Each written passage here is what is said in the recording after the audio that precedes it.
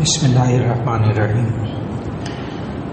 ایک صاحب نے سوال کیا ہے کہ میں نے موٹر سائیکل خریدنے کی غرض سے کمیٹی ڈالی جو کہ 2 لاکھ روپے مالیت کی تھی۔ اب وہ نکل آئی ہے، لیکن مجھے کچھ اور پیسے بھی درکار ہیں تو میں بھی انتظار کروں گا۔ اب چونکہ میرے پاس 2 لاکھ روپے موجود ہیں تو کیا میرے اوپر قربانی واجب ہوگی؟ تو اس کا جواب یہ ہے کہ قربانی کے جو 3 دن ہیں 10، 11، 12 ذوالحجہ، 10، 11، 12 ذوالحجہ، ان 3 دنوں میں اگر انسان کے پاس 52.5 تولہ چاندی یا اس کے برابر پیسے موجود ہوں تو اس بندے پر قربانی واجب ہوگی۔ اور یہ پیسے آج کل جو بنتے ہیں وہ تقریباً 1,15,000 20,000 کے قریب بنتے ہیں۔ تو اگر کسی بندے کے پاس 1,20,000 کے قریب ہوں، ضرورت سے زائد ہوں، تو ایسی صورت میں اس پر قربانی واجب ہو جائے گی۔ اگر یہ اپنی سواری خرید لے 2 لاکھ روپے سے تو اس پر پھر چونکہ وہ خرچ ہو چکے، اس کی سواری میں آ چکے، اس پر قربانی واجب نہیں۔ لیکن اب چونکہ موجود ہیں اس کے پاس، اگرچہ ضرورت کے لیے ہیں لیکن یہ بچت ہے اس کی، تو اس پر قربانی واجب ہو جائے گی۔ اب یہ ضروری نہیں ہے کہ وہ 50-60 ہزار کا بکرا ہے، وہ گائے میں بھی حصہ ڈال کر قربانی کر سکتا ہے، اس لیے راستہ موجود۔ لیکن یہ جو انہوں نے بات پوچھی ہے اس صورت میں ان پر قربانی واجب ہو جائے گی۔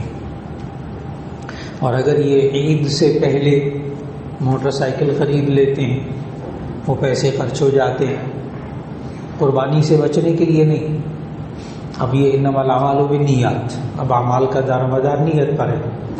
اگر وہ عید سے پہلے موٹر سائیکل خرید لیتے ہیں، سواری خرید لیتے ہیں، گاڑی خرید لیتے ہیں، وہ سارا پیسہ اس میں لگ گیا اور ان 3 دنوں کے اندر اس کے پاس پیسہ نہ ہوا تو قربانی واجب نہیں ہوگی۔ لیکن ایسے حالات میں انسان کے پاس اتنا ہو جاتا ہے کہ باوجود سواری خریدنے کے پھر بھی قربانی کر سکتا ہے۔ بھئی انسان کی نیت ہو جائے تو اللہ تعالیٰ برکت دیتا ہے، توفیق بھی دے دیتا ہے۔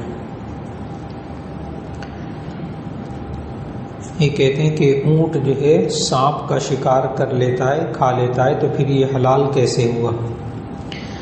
اچھا، اصل میں جانوروں کے چوپایوں کے حلال حرام کے لیے اللہ کے نبی صلی اللہ علیہ وسلم نے ہمیں ایک اصول بتایا ہے کہ ذی ناب یصید بہ، یہ حدیث کے الفاظ ہیں، ذی ناب یصید بہ، کچلی والے جانور جو کچلی سے شکار کرتے ہیں وہ چوپائے حرام ہیں۔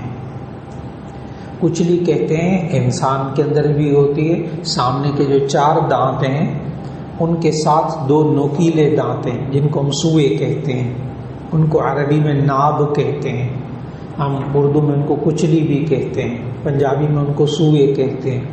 بڑے مضبوط دانت ہوتے ہیں، یہ گوشت خور جانوروں میں ہوتے ہیں، شیر میں، چیتے میں، کتے میں، بلی میں۔ تو یہ جتنے جانور ہیں جن کے اندر ذی ناب ہیں اور وہ شکار کرتے ہیں کچلی سے تو وہ حرام ہیں۔ اور یہ ایک جانور ایسا ہے جو کچلی تو ہے، اس کی ناب ہیں، سوئے ہیں، لیکن وہ شکار نہیں کرتا، اس لیے وہ حلال ہے، اور وہ اونٹ کے اندر کچلی ہے لیکن یہ شکار نہیں کرتا، اس لیے اس کا گوشت حلال ہے۔ اور باقی رہا سانپ، تو سانپ اگر اس کو تکلیف پہنچائے تو تب یہ اس کو مارتا ہے، اس کو نگل بھی لیتا ہے، لیکن شکار کرنا اس کی عادت میں شامل نہیں، اس لیے اللہ نے اس کو اونٹ کو حلال قرار دیا۔ کہتے ہیں کہ دوسرا ایک مسئلہ پوچھا ایک صاحب نے کہ گراؤنڈ میں مصلی بنا ہوا ہے، وہاں اذان اور جماعت ہوتی ہے، کیا ایسی جگہ پر نماز ادا کرنے سے مسجد کا ثواب ملے گا؟ گراؤنڈ میں جہاں عام بندہ کرکٹ کھیلتا ہے یا کوئی فٹ بال کھیلتا ہے، وہاں گراؤنڈ میں یا سیر کرنے جاتا ہے، وہاں مصلی بنا ہوا ہے، تو انہوں نے خود ہی لفظ بول دیا، مصلی کہتے ہیں نماز کی جگہ، صلاۃ کی جگہ مصلی کا مطلب ہوتا ہے، اور مسجد کس کو کہتے ہیں؟ جس جگہ کو اللہ کے لیے وقف کر دیا جائے، پھر نہ اس کو بیچا جا سکتا ہے نہ خریدا جا سکتا ہے، ساری قیامت تک وہ اللہ کے لیے وقف ہو جاتی ہے، اس کو مسجد کہتے ہیں۔ اور جو ویسے نماز کی جگہ بنا لی جاتی ہے، پارک میں بنا لی گئی کوئی جگہ، نماز کی شکل بھی بنا لی گئی، عمارت بھی بنا لی گئی، کوئی کمرہ بنا لیا گیا، یا فیکٹری کے اندر کوئی ایک جگہ بنا لی گئی اور نیت وقف کی نہیں کی، تو وہ مصلی ہے۔ یا بلڈنگ ہے، اس کے اندر ایک کمرہ، دفتر کے اندر ایک کمرہ مخصوص کر لیا نماز کی جگہ، تو اس کو مصلی کہتے ہیں۔ اسی طرح ایئرپورٹ پر بھی جو لاؤنج میں نماز کی جگہ بنی ہوئی ہے وہ بھی مصلی ہے، وہ بھی مسجد نہیں ہے۔ اب بات کو سمجھنا ہے، ایک ہے فرض نماز ادا کرنا، ایک ہے جماعت کے ساتھ ادا کرنا سنت مؤکدہ، ایک ہے فرض نماز ادا کرنا، ایک ہے جماعت کے ساتھ ادا کرنا سنت مؤکدہ، ایک ہے مسجد میں نماز پڑھنا وہ الگ سنت۔ یہ بڑی توجہ سے بات سننے والی، بڑا مسئلہ آتا ہے یہ دفتروں میں اور کاروباری اداروں میں کہ جی ہم جا ہی نہیں سکتے مسجد تک، مسجد بہت دور ہے یا ہے نہیں اس علاقے میں، اور ہم نے ایک مصلی بنایا ہوا دفتر میں، اس میں نماز پڑھتے ہیں۔ تو ایسی صورت کے اندر یہ انسان اکیلے نماز پڑھے گا، فرض ادا کرے گا، اس کی فرض نماز ادا ہو جائے گی۔ جماعت کے ساتھ نماز نہیں پڑھی، سنت چھوٹ گئی اس کی۔ اور اگر مسجد میں پڑھے گا تو اس کو مسجد میں پڑھنے کی سنت ملے گی۔ اب توجہ سے، اگر کوئی بندہ فرض نماز جماعت کے ساتھ گراؤنڈ میں پڑھ لے، کسی بھی جگہ پڑھ لے، کسی مصلی میں پڑھ لے، جماعت کے ساتھ پڑھ لے، اب آپ فوراً سمجھ گئے کہ اس کو فرض نماز کا بھی ثواب ملا، جماعت کا بھی ثواب ملا، صرف مسجد کا ثواب رہے گا۔ تو اگر مسجد تک نہیں جا سکتے تو جماعت کا ثواب تو نہ چھوڑیں، جماعت کا ثواب تو نہ چھوڑیں۔ اس لیے اگر کسی جگہ مصلی میں جماعت ہو رہی ہو، آپ نماز پڑھ لیجئے، فرض نماز پڑھ لیجئے۔ اکیلے نماز پڑھنے سے بہتر ہے کہ مصلی میں پڑھ لی جائے جماعت کے ساتھ، مصلی میں نماز پڑھنے سے بہتر ہے کہ مسجد میں پڑھ لی جائے۔ لیکن چونکہ میں مسجد میں جماعت کے ساتھ نہیں پڑھ رہا اس لیے نماز ہی نہ پڑھوں، یہ غلط بات ہے، یہ غلطی ہے، یہ تو فرض کو چھوڑ رہا ہے۔ اس لیے گراؤنڈ میں جو مصلی بنا ہوتا ہے وہاں اذان بھی ہو رہی ہے، جماعت بھی ہو رہی ہے، بالکل ٹھیک ہے، وہاں ثواب مل جائے گا جماعت کے ساتھ نماز پڑھنے کا، مسجد کا ثواب نہیں مل سکے گا۔ ایک صاحب لکھا جب توبہ کرنے سے تمام گناہ معاف ہو جاتے ہیں تو قضا نمازوں کی فرض کیوں ہے؟ ہاں، یہ ان کا سوال ہے کہ جب توبہ کرنے سے سارے گناہ معاف ہو جاتے ہیں تو پھر فرض نماز کی قضا کیوں کرتے ہیں؟ فرض نماز قضا ہو گئی، گناہ ہوا ہے نا، تو ایسی صورت میں آپ اللہ سے معافی مانگ لیں، اے اللہ میری جتنی نمازیں قضا ہوئی ہیں ساری معاف کر دے۔ یہ قضا کیوں کرواتے ہیں؟ یہ ان کا سوال ہے، اس کا جواب بہت اچھی طرح یاد رکھنے والا ہے کہ جو اللہ نے فرض انسان کے ذمے رکھا ہے وہ توبہ سے معاف نہیں ہوتا۔ فرض ادا نہ کرنا یہ گناہ ہے۔ ایک انسان نے فرض ادا نہیں کیا، وقت پہ نماز نہیں پڑھی، قضا ہو گئی، یہ قضا کرے گا نماز کو، یعنی اس فرض کو ادا کرے گا، اور پھر اس قضا ہونے پر اللہ سے توبہ مانگ کرے گا۔ گناہ یہ ہوا، یہ جو اس سے غفلت ہو گئی نا، نماز وقت پہ نہیں پڑھی، یہ گناہ ہے، یہ اللہ معاف کر دے گا۔ اور جو فرض نماز ہے وہ قضا کرنی، جو روزہ ہے وہ قضا کرنا ہے، حج ذمہ فرض تھا نہیں ادا کیا، اس کی قضا بھی حج بدل، یعنی اس بندے کو فرض ادا کرنا ہے۔ حقوق العباد میں بھی یہی ہے، حقوق العباد میں بھی یہی ہے۔ ایک بندے سے 1 لاکھ روپے لیا، اب نہیں دے رہا، اے اللہ مجھے معاف کر دے، اے اللہ مجھے معاف کر دے، اللہ کبھی معاف نہیں کرے گا۔ اس کے لیے کیا صورت ہے؟ یا بندے کو آپ پیسے دے دیں، وہ اس کا حق ادا کر دیں، یا اس بندے سے معافی مانگ لیں۔ اگر وہ بندہ کہہ دے کہ بھی میں نے وہ آپ کو 1 لاکھ روپے معاف کر دیا، ٹھیک ہے، اب معاف ہو گیا۔ لیکن اللہ نے جو انسان کے ذمہ فرض رکھے ہیں وہ ادا کرنے پڑیں گے، وہ قضا کرنے پڑیں گے۔ فرائض کی معافی توبہ سے نہیں ہوتی۔ یہ اب بات مکمل ہو گئی۔ ایک صاحب نے کہا کرسچن کے ساتھ عیسائی کے ساتھ بیٹھ کر کھانا کھانا جائز ہے، تو کرسچن کے چرچ کا کام کرنا کیسا ہے، مثلا چرچ کی تعمیر وغیرہ کرنا؟ جی یہاں پاکستان میں تو اتنا پیش نہیں آتا، لیکن دوسرے ممالک میں یہ بہت پیش آتا ہے۔ لیکن کرسچن دو الگ الگ باتیں ہیں۔ ایک ہے کرسچن کے ساتھ بیٹھ کر کھانا کھا سکتے ہیں، تو اس کا جواب ہے کہ جی ہاں، اگر وہ کھانا حلال ہے اور پاک ہے کھا سکتے ہیں۔ غیر مسلم جو بھی ہو نا، اس کے ساتھ آپ 4 لفظ یاد رکھیں گے نا، تو آپ کو بڑے باہر کی دنیا میں رہنے والوں کے لیے بڑی سہولت ہے اگر وہ 4 لفظ سمجھ میں آ جائیں۔ غیر مسلم کے ساتھ، کرسچن کے ساتھ، یہودی کے ساتھ، ہندو کے ساتھ، سکھ کے ساتھ آپ معاشرت رکھ سکتے ہیں، کھانا پینا رہنا سہنا۔ ہمیں بہت سوالات آتے ہیں کہ جی میرا روم میٹ ہے وہ ہندو ہے، میرا روم میٹ ہے وہ کرسچین ہے، وہ سکھ ہے، میں کیا کروں؟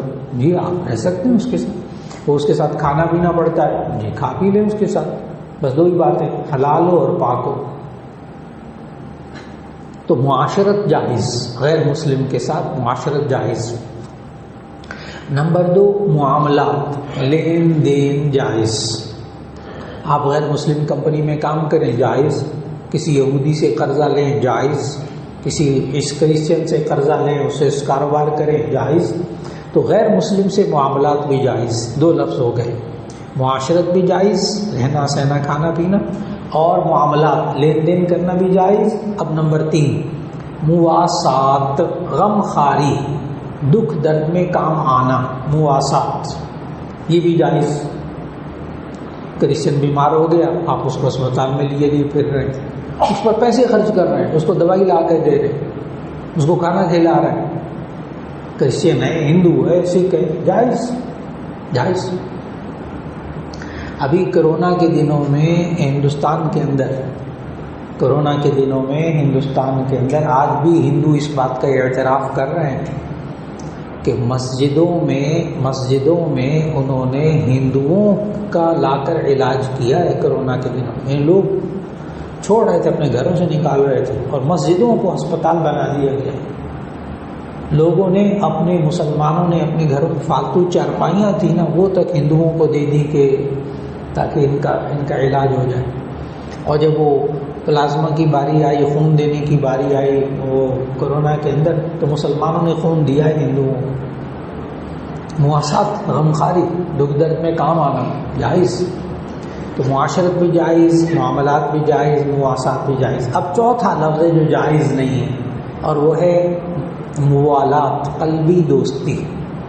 قلبی دوستی، ایسی قلبی دوستی جس سے انسان وہ ہندوؤں والے کام کرنے لگ جائے، عیسائیوں کے کام کرنے لگ جائے، حرام کھا رہا ہے، شراب پی رہا ہے، خنزیر کھا رہا ہے، کوئی پرواہ نہیں، ایسی دوستی۔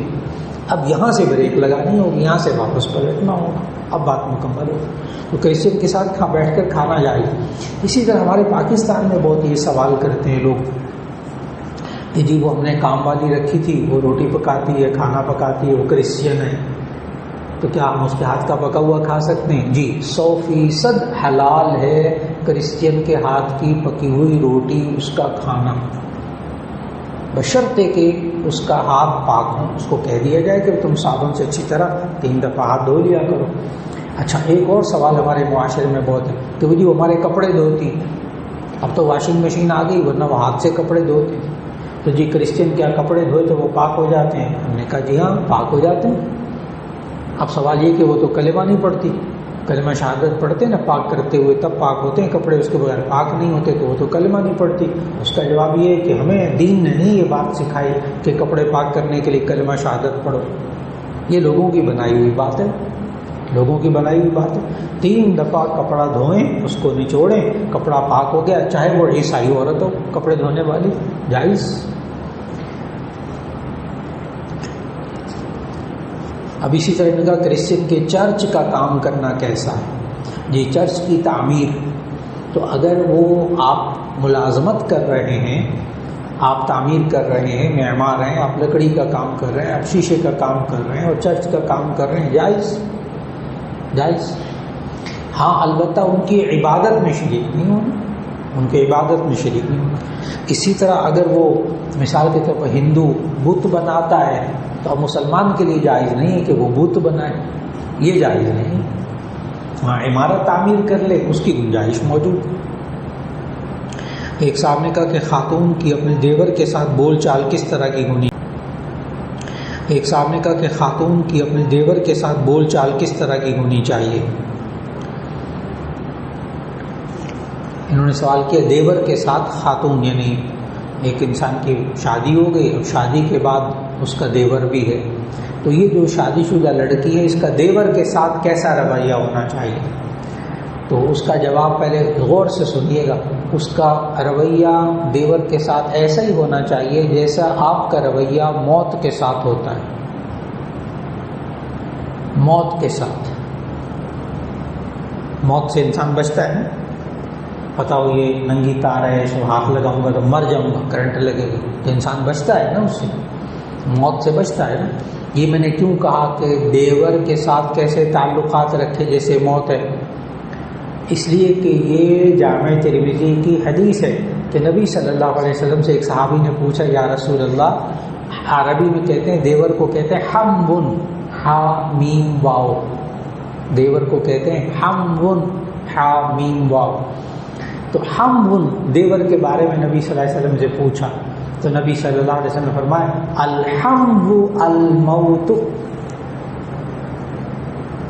الحمو الموت۔ ہم جو ہے یہ دیور، یہ موت ہے۔ اب دیکھیے کتنا گہرا اصول زندگی کا سمجھایا۔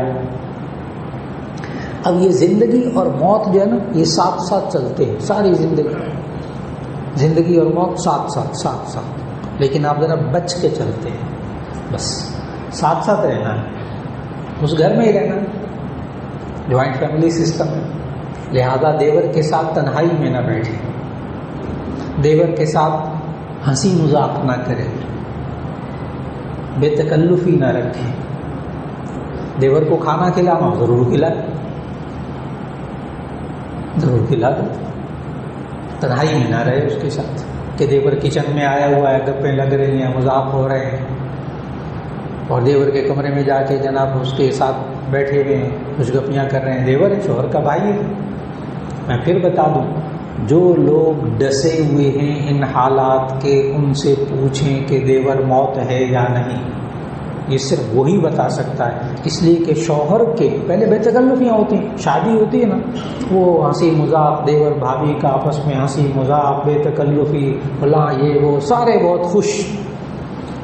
اور اب میں بات پتہ کیا کرنے لگا ہوں، چند دنوں کے بعد شوہر نے دیکھ لیا کہ اس کی بیوی میرے بھائی یعنی دیور کے ساتھ اکیلے کمرے میں ہنس رہی تھی، کہہ لگا رہی تھی، ہاتھ میں ہاتھ مار رہی تھی، بس اس کے ذہن میں اب شک پیدا ہو جائے گا۔ آپ سب سمجھ رہے ہیں، ایک شک پیدا ہو جائے گا، بس اس کے بعد جو تباہی شروع ہوگی نا اس گھر کی، وہ اس بیوی کے اختیار میں نہیں ہوگا کچھ۔ اب دیکھیں، اب نبی صلی اللہ علیہ وسلم کو اس جملے کو سمجھیں، الحم الموت، تو رہنا ہے، نفرت نہیں کرنی، اس کو دیور کو گھر سے نہیں نکالنا، اس کے ساتھ کھائیں بھی، سب بیٹھے ہیں ٹیبل پہ، کھا لیں، بیٹھ کے کھا لیں، ادب و احترام تقاضے سامنے رکھیں، اور بے تکلفی، تنہائی میں رہنا، ہنسی مذاق کرنا، بس ان دو چند چیزوں سے بچنا ہوگا، زندگی بھی گزر جائے گی، دیور بھی ساتھ رہ لے گا، اور وقت بھی گزر جائے گا انشاءاللہ۔ ایک صاحب نے کہا اطاعت اور اتباع میں کیا فرق ہے؟ ہاں، اصل میں لوگ جو ہے نا وہ کہتے ہیں کہ اطاعت کہتے ہیں بات مان کر چلنا، کہنا مان کر چلنا، اطاعت کا معنی کہنا مان کے چلنا، نبی صلی اللہ علیہ وسلم نے جو کہا وہ ہم مانیں گے۔ اتباع کا معنی ہے پیروی کرنا، نقش قدم پہ چلنا، نبی صلی اللہ علیہ وسلم جیسا کرتے تھے ویسا ہم کریں۔ اب بعض معاشرے میں نا ہمارے ہاں ذرا تھوڑا سا واضح الفاظ میں کہوں گا، بعض حضرات نا منکرین حدیث کا انکار کرتے ہیں، سنتوں کا انکار کرتے ہیں، ان کے جملے ہیں یہ والے کہ جی ہم نبی صلی اللہ علیہ وسلم کی اطاعت کرنے کے پابند ہیں، قرآن میں آتا ہے اطیعوا اللہ و اطیعوا الرسول، نبی صلی اللہ علیہ وسلم اس طرح کے کپڑے پہنتے تھے، اس طرح کھانا کھاتے تھے، اس طرح رہتے تھے، اور دائیں ہاتھ سے کھانا کھاتے تھے، دائیں پاؤں پہلے دائیں ہاتھ سے کام کرتے تھے، بائیں ہاتھ کو برے کاموں کے لیے استعمال کرتے تھے اور خلا کرتے تھے. یہ عرب کا کلچر تھا، یہ وہاں کا کلچر تھا. یہ ہمارے اوپر اتباع ہمارے اوپر لازم نہیں ہے. بڑا گہرا سوال ہے یہ والا. تو بات کہتے ہیں قرآن میں اطیعوا اللہ واطیعوا الرسول، اللہ اور اس کے رسول کی اطاعت کرو. بس اطاعت کا معنی کہنا ماننا، جو انہوں نے کہا وہ ہم کریں گے. لیکن جیسا وہ کرتے تھے ویسا ہم کریں، یہ ہمارے اوپر لازم نہیں ہے. اب اس کا جواب غور سے، اس کا جواب یہ ہے کہ قرآن مجید میں اطاعت کا حکم الگ آیات میں ہے، اتباع کا حکم الگ آیات میں ہے. اطیعوا اللہ واطیعوا الرسول، وہاں اطاعت کا حکم ہے. اور اتباع والی آیت، ایک آیت سنا دیتا ہوں سورہ ال عمران کی. قل ان کنتم تحبون اللہ فاتبعونی، قل ان کنتم تحبون اللہ فاتبعونی. اے نبی صلی اللہ علیہ وسلم آپ کہہ دیجئے ان لوگوں سے اگر تم اللہ سے محبت کرتے ہو تو میری اتباع کرو. یحببکم اللہ، اللہ تم سے محبت کرے گا. تو اللہ نے اطاعت کا حکم بھی دیا ہے، اتباع کا حکم بھی دیا ہے. اب توجہ سے، جہاں فرض ہے اطاعت کرنا، اتباع کرنا، وہاں فرض ہے. جہاں واجب ہے وہاں واجب ہے. جہاں اتباع سنت ہے وہ سنت ہے. سنت غیر مؤکدہ ہے تو سنت غیر مؤکدہ ہے. اب میں مثال دینے لگا ہوں تاکہ آپ حضرات کا ذہن واضح ہو جائے. نبی صلی اللہ علیہ وسلم نے ساری زندگی تہبند باندھی، دھوتی باندھی، شلوار پہنی. اب کیا شال میں شلوار پہننا جائز ہے؟ تو اس کا جواب ہے کہ جی ہاں. ہمیں ناجائز ہونے کے لیے دلیل چاہیے، جائز ہونے کے لیے ہمیں دلیل چاہیے ہی نہیں. ہمیں ناجائز ہونے، نبی صلی اللہ علیہ وسلم کے زمانے میں اینک ہوتی نہیں تھی. یہ مولانا آپ نے اینک پہنی ہوئی تو خلاف سنت ہے. جی نہیں، ہمیں اینک کی ممانعت کی دلیل چاہیے، وہ ہے نہیں، اس لیے اینک جائز. مولانا آپ نے گھڑی پہنی ہوئی، یہ گھڑی تو نبی صلی اللہ علیہ وسلم کے زمانے میں ہوتی نہیں تھی، آپ تو خلاف سنت. نہیں، خلاف سنت نہیں، گھڑی کی ممانعت نہیں ہے، لہذا یہ جائز. اب نبی صلی اللہ علیہ وسلم نے ساری زندگی تہبند باندھی، لیکن اس کو لازم نہیں کیا کہ اگر تم تہبند نہیں باندھو گے تو جہنم میں جاؤ گے، تمہیں گناہ ہوگا. کہیں حدیث میں نہیں. نبی صلی اللہ علیہ وسلم نے ساری زندگی دھوتی باندھی، تہبند باندھی، سنت. کوئی بندہ ساری زندگی اگر ایک مرتبہ بھی تہبند نہ باندھے اس کو گناہ نہیں ہوگا. اب اس کو سمجھنا ہے کہ نبی صلی اللہ علیہ وسلم کی جو ساری زندگی ہے اس کو ہم نے دیکھنا ہے، کون سی چیزیں سنت ہیں، کون سی چیزیں سنت غیر مؤکدہ ہیں، کون سی سنت مؤکدہ ہیں. سنت مؤکدہ کی مثال دیتا ہوں. دائیں ہاتھ سے کھانا کھانا، یہ سنت مؤکدہ.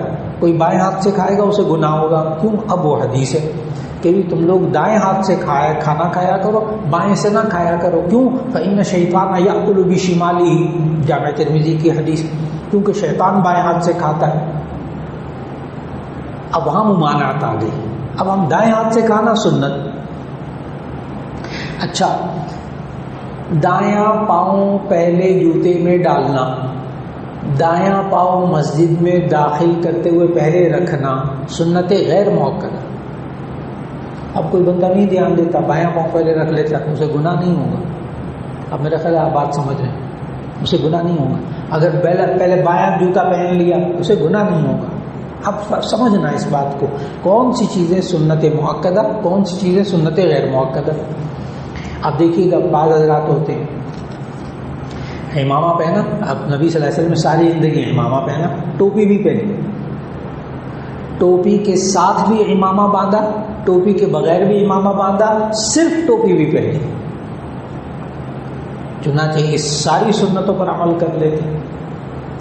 اب کوئی نبی صلی اللہ علیہ وسلم ساری زندگی امامہ باندھا، سنت. لیکن اچھی طرح یاد رکھ لیجئے، سنت غیر مؤکدہ. یہ نہیں کہا اگر امامہ نہ باندھا تو گناہ ہوگا. اب کوئی بندہ اگر یوں کہے، اب ذرا توجہ سے نازک بات کہنے لگا، اگر کوئی بندہ یوں کہے مولانا آج آپ نے نماز پڑھاتے وقت امامہ نہیں پہنا تھا، ہماری نماز نہیں ہوئی، یہ بندہ اب غلطی پر ہے۔ آپ نے امامے کے بغیر نماز پڑھا دی، ہماری نماز نہیں ہوئی، اب یہ غلطی پر ہے۔ آپ تو ننگے سر نماز پڑھ لیں تو نماز ہو جائے گی،